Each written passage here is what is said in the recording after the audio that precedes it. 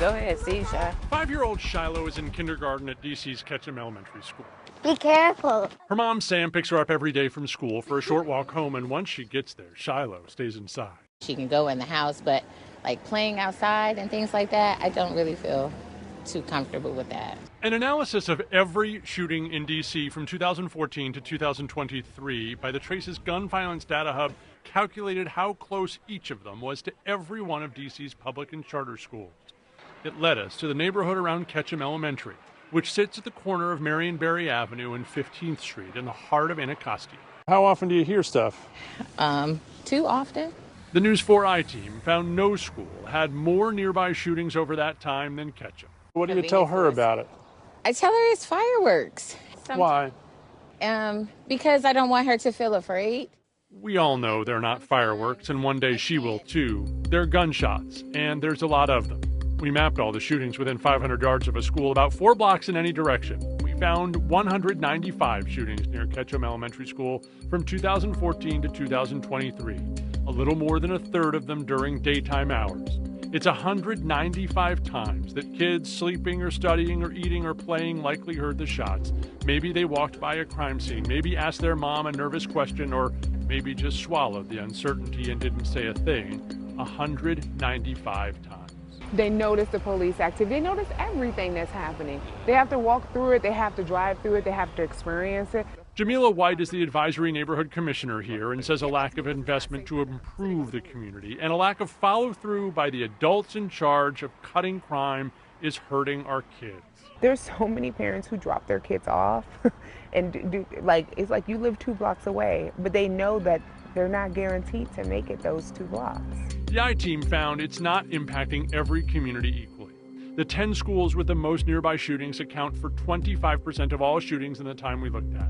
9 of the 10 schools are in Southeast D.C., 8 of them east of the Anacostia River, a burden these D.C. communities are shouldering more than others. Communities are suffering from harm that could have been prevented. Nationwide, the Trace found 1 in 20 white students experienced at least one shooting near school in the 2022-23 school year, but 1 in 4 black students did. The school is not responsible for all the social problems that impact this community. It's part of the fabric and DNA in this community. Joe Richardson is a gun violence researcher at the University of Maryland's Progress Center, and he knows this isn't a school problem to solve, but reminds us kids can't be expected to ignore it at school either. A 2010 study from 3 Johns Hopkins professors shows proximity to violence in the community hurts learning. Increasing neighborhood violence, the authors noted, was associated with statistically significant decreases in math and reading achievement. What do kids hear or see or experience that we may not understand if we don't live in this environment?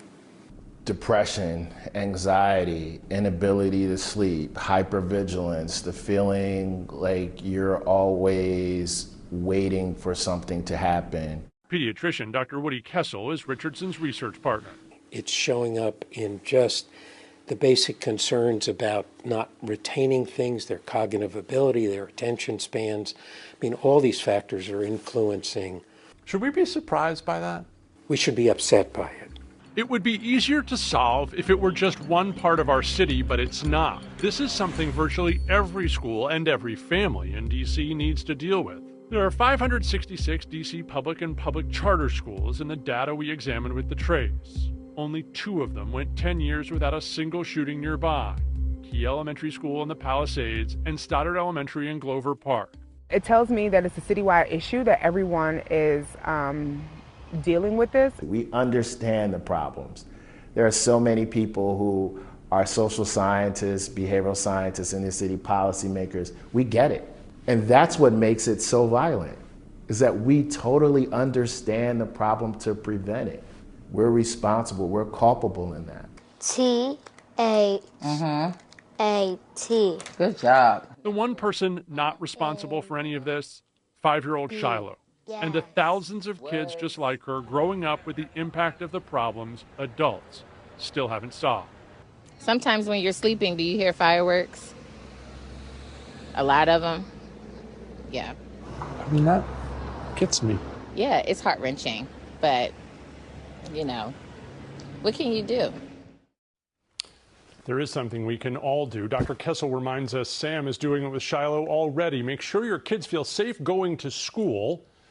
And if they don't, be ready to have that honest conversation with them. Data shows, by the way, that shootings are up in D.C. even as it decreased in other cities nearby. And look at this difference. Last year, Virginia experienced roughly 3 school-adjacent shootings for every 100,000 Virginians. In Maryland, that number is about 9. In D.C., that number is not an accident, 90 shootings per 100,000 residents. You can check your school online, and we want you to do it. It's under the Investigations tab at NBCWashington.com.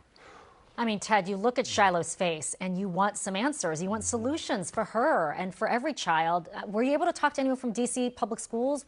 We do want answers for her. She deserves that. Every one of her classmates do, too. We talked repeatedly with the schools, hoping to get someone there to talk to us about how they deal with the anxiety this causes for kids. This is not a surprise to anyone there, but D.C. schools couldn't provide us anyone to speak with.